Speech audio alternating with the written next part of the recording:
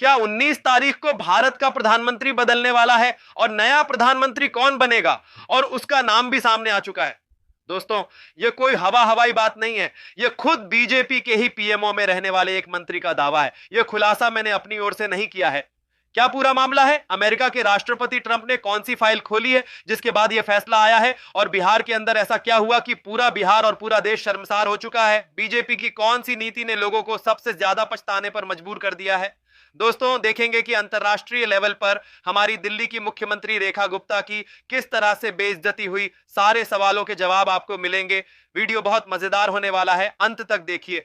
दोस्तों, अमेरिका में एक बिल पास हुआ जिसके अंदर एपिस्टम फाइल खोलने की मंजूरी मिली। इस फाइल के खुलने के बाद दुनिया के कई बड़े नेताओं के काले चिट्ठे सामने आएंगे। इसी फाइल के खुलने के आधार पर बीजेपी के नेता और पूर्व पीएमओ अधिकारी पृथ्वीराज चौहान ने खुलासा किया कि आने वाली 19 तारीख को देश के प्रधानमंत्री नरेंद्र मोदी की कुर्सी जा सकती है और उनकी जगह नए प्रधानमंत्री के तौर पर कोई मराठी मानस आ सकता है। इस बात पर गौर करना जरूरी है क्योंकि पृथ्वीराज चौहान काफी समय तक पीएमओ में काम कर चुके हैं। उनके इस दावे को हल्के में लेना मूर्खता होगी। यह बात चारों तरफ फैल चुकी है और लोगों के नए नए रुझान सामने आने लगे हैं। कई लोग कह रहे हैं कि अगले प्रधानमंत्री राहुल गांधी बनेंगे, लेकिन यहां बात हो रही है पार्टी बदलने की नहीं, सिर्फ प्रधानमंत्री बदलने की। यानी अगर बीजेपी ही सत्ता में रहे और कोई नया चेहरा आए तो वह बीजेपी का ही नेता होगा और कथित तौर पर मराठी मूल का व्यक्ति हो सकता है।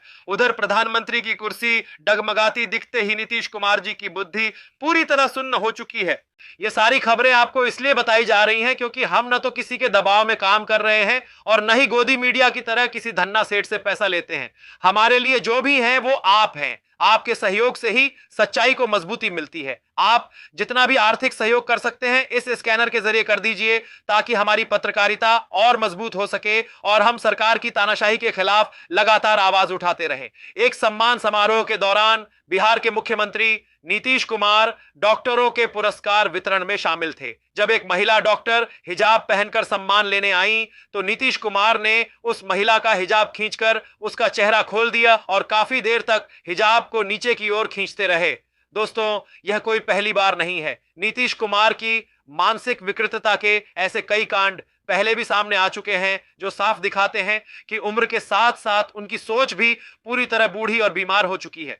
इस खबर के बाद देश भर में महिलाओं के सम्मान को लेकर नीतीश कुमार जबरदस्त ट्रोल हो रहे हैं। इसी के साथ बिहार की सरकार यानी नीतीश मोदी की डबल इंजन सरकार ने एक और ऐसा कदम उठाया है जिससे वहां के लोग सर पटक पटक कर पछता रहे हैं। दोस्तों, आपको याद होगा बिहार चुनाव से 3-4 दिन पहले ही प्रधानमंत्री नरेंद्र मोदी ने 75 लाख महिलाओं के खाते में 10-10 हजार रुपए डालने का ऐलान किया था और पैसे डाले भी गए थे। लेकिन अब बिहार चुनाव जीतने के बाद ही सरकार उन्हीं महिलाओं को नोटिस भेजकर वापस वही 10,000 रुपए लौटाने का दबाव बना रही है। आप स्क्रीन पर तस्वीरें और नोटिस देख सकते हैं। एक व्यक्ति साफ कह रहा है कि हमारी सरकार ने 10,000 रुपए वापस मांगने का नोटिस भेजा है। सही है। क्या बोल रहा है? पहले तो पैसा भेजा जबकि हम लोग को मालूम भी नहीं था कि सरकार हमारे पर पैसा भेजेगा, लेकिन शर्त से पहले पैसा भेज दिया। तो पैसा हम लोग गरीब मजदूर आदमी विकलांग है, खर्चा कर दिए। अब हम लोग को नोटिस भेजा गया, ऊपर से आदमी भी आ रहा है कि पैसा वापस कीजिए। दोस्तों, सोचिए अगर किसानों और मजदूरों को 10,000 रुपए मिले तो उन्होंने वो पैसे जरूर खर्च कर दिए होंगे। उन्होंने किसी फिक्स्ड डिपॉजिट की तरह रखा नहीं होगा कि सरकार जब मांगे तो तुरंत वापस कर देंगे। उन्हें तो यही समझाया गया कि यह चुनावी तोहफा है, सरकारी मदद है। अब वही सरकार उन्हें अपराधी की तरह नोटिस भेज रही है। यह साफ सबूत है कि यह पैसा सिर्फ वोट खरीदने के लिए बांटा गया था। मकसद पूरा हुआ, कुर्सी मिल गई तो अब गरीबों से वही 10,000 वापस वसूले जा रहे हैं। दोस्तों, बीजेपी सरकार की आज की हरकतों से यह साफ दिख रहा है कि यह सत्ता किसी भी कीमत पर छोड़ना नहीं चाहती। लोगों के घर तोड़े जा रहे हैं, छात्रों को पीटा जा रहा है, खिलाड़ियों को सम्मान नहीं दिया जा रहा है। विदेश से जब खिलाड़ी आते हैं तो उनसे देश की इंटरनेशनल बेइज्जती करवाई जाती है। मैं ऐसा क्यों कह रहा हूं? क्योंकि दोस्तों, लियोनेल मेसी अभी इंडिया में हैं और उन्होंने दिल्ली के अंदर एक स्टेडियम में फुटबॉल शो किया जिसके दौरान वहां की मुख्यमंत्री रेखा गुप्ता भी शामिल हुई। जैसे ही रेखा गुप्ता ग्राउंड में पहुंची, दर्शकों ने AQI के नारे लगाने शुरू कर दिए और दूर से ऐसे सुनाई दे रहा था जैसे लोग कह रहे हो, ये क्यों आई, ये क्यों आई, ये क्यों आई।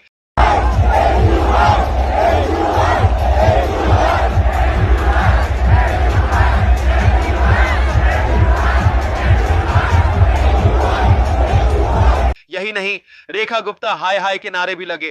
पहले आप खुद सुनिए।